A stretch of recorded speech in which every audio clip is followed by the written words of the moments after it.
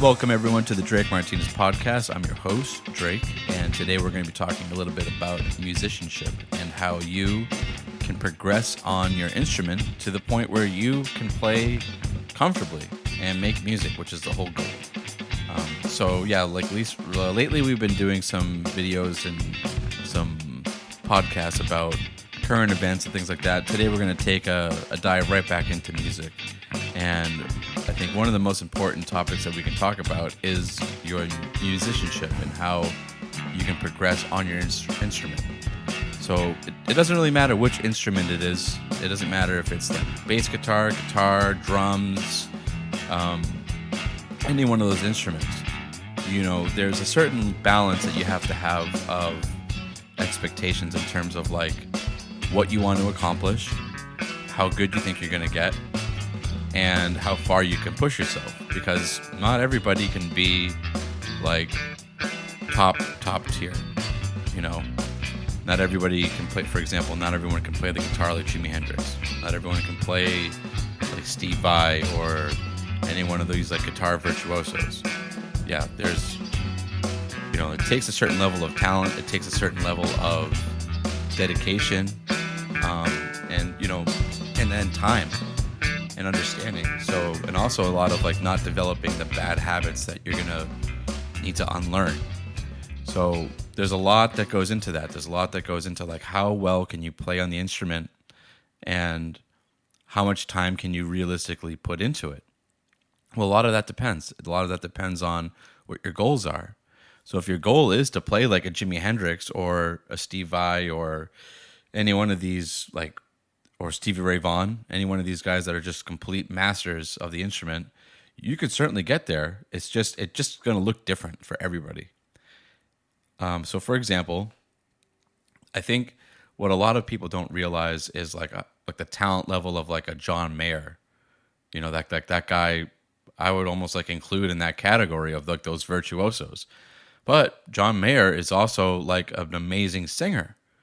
You know, those other guys are not. Like, they're not like amazing singers.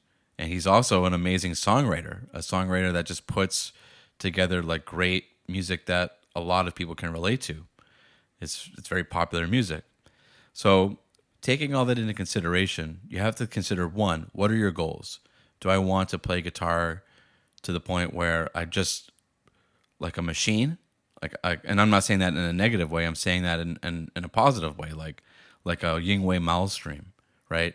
Like a lot of his music is very, very good, but a lot of it is like to highlight how much of a virtuoso that guy is. Or is my goal to play guitar very, very well, but mostly because I want to write like really good music. Not saying that Yngwie Malmsteen's music is not good. It's amazing, but your focus is just more like singer-songwriter kind of songs. And in that case, you're not going to need to play like a Yngwie Malmsteen.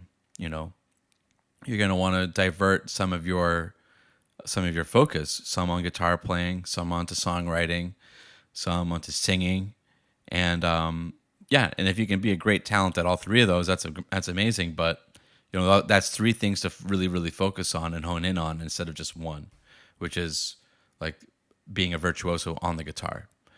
So when I was young, I thought I started playing when I was like about 10. I'm about 36 now, so it was like 26 years ago. And my goal, I didn't really have one, I'd say. But I sort of had like an image of myself that at some point that I would play better than I'm playing now, which I obviously still have room to grow. And that can be achieved. But the thing is, I also learned how to play the bass guitar. I also learned how to play the drums. I learned quite a bit about songwriting, singing, producing, mixing and mastering, and all those things together took time. So music, I think, is one of those areas where you're going to need to learn a lot of different skills in order to make your music known and to push your music out and to even just accomplish it. So your musicianship, however, is going to be crucial to all of that. Now, whether that would be focus on one instrument, a few instruments, or arrangement as a total, you kind of have to take all those things into consideration.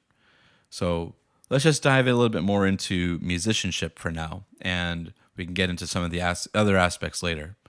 So one of the things that it doesn't really matter what your instrument is, you're going to need to divide up your instrument time into a few different areas. One is going to be drills. So you're going to need to learn how to move your hand on the fretboard, or if you're playing a woodwind instrument, you're going to need to learn some drills for like trumpet or drums, like rudiments. You're going to need to learn some type of drill, something that's not fun, because what your tendency is going to be is to start what we call like noodling, or like just playing, like just sporadically with no goal, with no purpose, just playing. And that might be fun, but it's not really in the long run going to teach you anything. You might learn like a couple of favorite licks, but you don't really know enough at that level to create your own music with it to any level of degree of like, how I put it, to a point where someone's like really going to want to listen. So if you're just picking up the guitar and you're noodling, like no one's going to want to listen to that. Noodling for somebody like, a Steve Vai, yeah, someone's going to want to listen to it because he's just goofing around, but he has achieved such a level of mastery that like even him goofing around is just, something amazing to listen to. But anyways, so one thing one area you're really going to need to dive into is drills. So you're going to need to learn, in my opinion, a musical drill, a drill that forces you to do something, whether it be a scale, an arpeggio, or some type of really difficult finger movements that will also incorporate some level of musical understanding. So the best ones I think are arpeggios. Doing drills that involve arpeggios, and you can look up ones on YouTube. There's tons of them. There's tons of drills that you can use to really emphasize arpeggios and finger patterns to move about them on the fretboard, or in a woodwind instrument seamlessly over time. And you want to increase your level of drills and difficulty as time goes on. So you definitely want to incorporate some new things into there, and then do it to either a metronome or to different time signatures. So let's say you start doing it in 4/4. Well, then you start doing it in 6/8, 5/4, things like that. So you start doing and experimenting with different time signatures as your level of comfort grows. Okay, so one area that you're definitely going to want to cover is drills. Another area that you want to cover is music theory. So I'm not really big on going super, super deep into music theory, but that's just me. I know enough. I know how to find my relative minors. I know the different modes. I know how to play chords in major, minor, mixolydian, or dominant. I know how to find all those different chords and those shapes on the E string as the root note, and on the A string as the root note.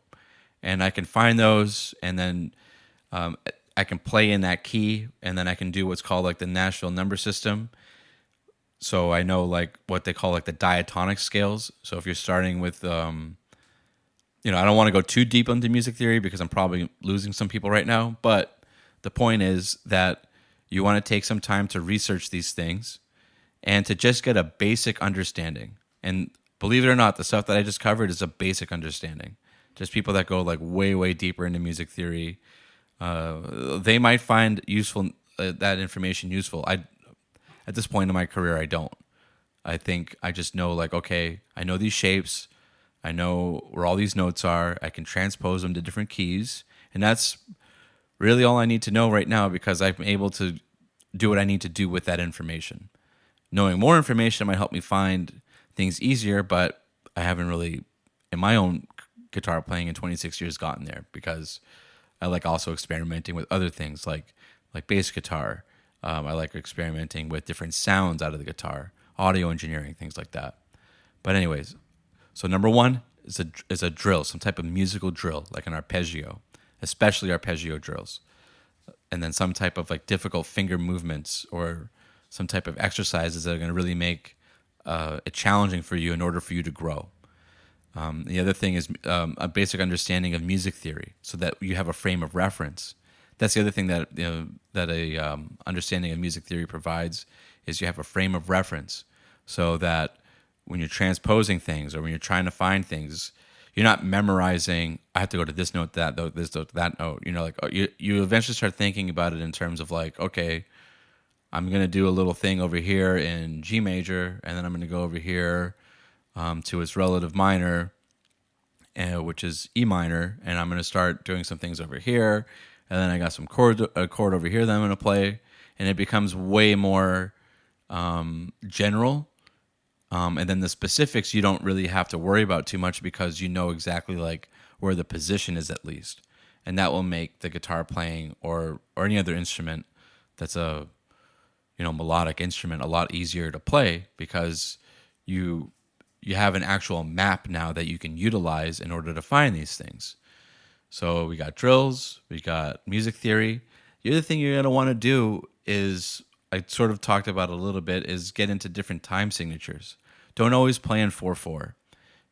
Experiment with 6/8. Experiment with 5/4, and play to a metronome or different drum loops and different time signatures to get a feel for different songs. And this also goes into the next one, which is listen to a lot of songs. And I think what you can do, especially, is sort of like, especially with the guitar, pardon me, and you could do this with other instruments as well, but I think for me, I just related to more to the guitar because that's the instrument that I've been playing the most for the last like 5 years or so, is when you're listening to a song, sort of listen to it with a producer's mind. Listen to it and say to yourself, okay, what is this guitar player doing right now, and why? How does it relate to what the bass guitar is doing? How does it relate to what the drums is doing? Why is it that at this point the guitar switched over to like a more distorted sound, and then the guitar player chose a more like reverb delay sound over here, and then why is it that they switched to like a more rhythm style here and then lead over here? Think about that. Think about the arrangement. Listen to how other guitar players do their parts in their songs and learn from it, because there's a lot that you can learn from. As a matter of fact, 90% of what I think you can learn on the guitar, you can learn just from listening and just from understanding, okay, at this, like, once you know, okay, I got some drills. Okay, I've got some music theory in my bag. I can play these chords. I can play these scales. I can play them to some degree of expertise, right? I'm not a virtuoso, but I can play them. Now you have to start thinking about like how that creatively, and this is the whole point of listening to songs, is how that leads to the actual creation of music. So it's not just in terms of like listening to the music and then learning how to play those parts, but also thinking about the why. Why did the guitar player choose that? And ultimately, it's always the same answer, because it sounds cool. But why does it sound cool? Why is a guitar doing like a really slinky sound here cool? Or like what makes it sound so good? A lot of it is going to be also the relation between what the drums is doing and the bass guitar, the keyboards and things like that. So you start to see more patterns, more like go-tos is what I call them. Like I have my go-tos. So when I'm playing with a band and or we're improvising, I have my go-to things. I have my scales that I can play that I go to pretty often. I have my different neck positions, but I also have different styles of playing that are my go-to. I have like palm muting styles. I have like playing like really slinky chords. I have playing more like chunky chords, like the whole bar chord, but with different effects on them that make them sound more interesting, like vibrato or tremolo with delay. And then mastering those different sounds and putting them all together is what's going to really help you play as a guitar player. And now with trumpet, it's the same thing. With trumpet, you can listen to different trumpeters and be like, okay, yeah, this guy has a really good tendency of doing. Sorry, that's my cell phone. Has a really good style of playing. I don't really like a more like staccato style or a more melodic style, more rhythmic. And you can really listen to those pieces and think to yourself like, okay, why did this trumpeter decide to do it like this? And you can use that to incorporate into your own playing. Okay, so we have building up your creativity by listening to music and analyzing it as a producer would. You have your drills. You have experimenting with different time signatures, which you could count as another drill. And you have music theory. And I think one of the other things that you have to do is overall set goals and mark your progress. And one of the amazing things about playing a musical instrument is it's not like many other things where your progress is like very subjective. In music, your progress is very measurable because one week you can't play a song. Then the next week you can play a little bit of it. And then the following week you can play it. And that's progress that you can see immediately. And it should motivate you to be like, okay, wow, I'm getting better. I'm putting all these concepts together. My fingers are moving more gracefully on the neck. And another thing that's just like in the long run is try not to do things on your instrument that are going to hurt you in the long run. One is learning bad habits. So research what bad habits are on your instrument and avoid them. And more importantly, and then also importantly, is look up what good habits would be. But then also what you're going to want to do is just not press down so hard. You're going to want to use as much minimal effort as you can so that you're saving your joints and your fingers from arthritis or things like that might pop up in the future. So very, very important. Because younger guitar players have a tendency to like really like almost like choke the neck, and like they're like pressing down with all their might when they don't really. You probably need to use like 20 to 10% of that force to hold the strings down and make the notes. Another thing is the last thing that I'll say that you really need to do, and this is probably they're all super important, but this one is really, really important also. Once all of that comes together and you start knowing some drills, okay, you know some music theory, you know where your notes are and your chords are, and you're learning some songs, and you're learning really difficult songs, and you're getting better at them, and you know some time signatures, like how to identify them very quickly, and your creativity is growing. You're able to think about the instrument away from the instrument. You're able to analyze music and pick out, okay, yeah, this guy's using good distortion here, delay, some reverb. You're able to pick out all those things. Eventually what you're going to want to do is to play to some songs and record yourself. And you know that you've gotten really good at the instrument when you can listen to yourself in a recording and you don't hate it. So I might have mentioned that before, but it's very, very true. And it's something that you're going to want to really hone in on, is that you're going to hate the way that you sound for quite some time. But you might find your own playing like, okay, yeah, that sounds good, but you might not. It depends on the person. It depends on a lot of different things. But you should be able to get to a point where you're happy with it. You're content. You're like, okay, yeah, I played that with no mistakes or very, very, very almost imperceptible mistakes. And the sound is good. The sound is solid. I'm not crazy about my own guitar playing. I'd rather listen to all these other great guitarists, but I'm happy enough with what I was able to do.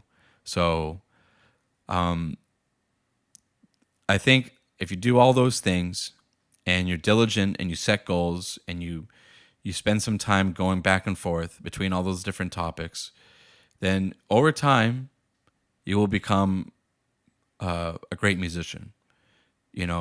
Whether or not you play in the vein of a Stevie Ray Vaughan or a Steve Vai or a Yngwie Malmsteen, Jimi Hendrix, one of those like top tier guys is not really relevant. You just have to do your best and understand music and bottom line is have fun with it. Have fun with that whole process because it is fun and it's a journey and it's a great journey to go on in your career. And it's probably the most important one, because once you understand one instrument really, really well, the possibilities are endless of what you can do with that in terms of making your own music, doing like really fun cover band kind of stuff, working with other musicians to make, or to enhance their, like that songwriter's music. There's so many things that you can do to have fun with it and to enjoy the experience. So I'll leave you guys with that. Let me know what you guys think, or if you have any other things that you would suggest really help to build musicianship in the comments. Please be sure to follow, like, subscribe, all that to help the channel grow. And we hope to have more discussions about this in the future, to see what other people do to build themselves up as musicians and to better themselves. Because I think ultimately, the last thing I want to say actually is all of that dedication and time spent on the instruments. One, it teaches you a lot about yourself. It teaches you a lot about the language of music, but it also makes you improve as a person, because you can spend that time and dedication to a craft, and you understand, okay, what does it actually take to be excellent at something? Well, it takes quite a bit of effort, as it turns out. So that's a lesson that is good for just life in general. All right, well, thank you guys for tuning in. Really appreciate you guys listening. And again, let me know what you guys think, or what you guys would and ladies would prefer or add on to that in order to build up your musicianship in the comments. Thanks, and have a good one.